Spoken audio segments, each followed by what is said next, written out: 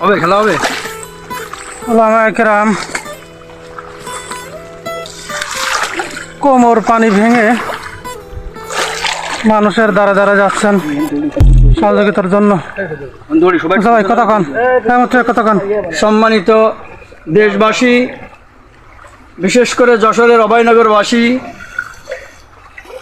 আপনাদের পক্ষ থেকে ত্রাণের কার্যক্রম পরিচালনার জন্য যিনাদেরকে দায়িত্ব দিয়ে বন্যা কবলিত এলাকায় ত্রাণের জন্য পাঠিয়েছিলেন, আমরা আজকে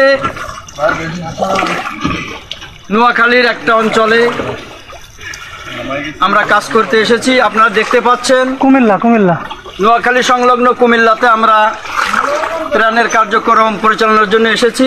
মনোহর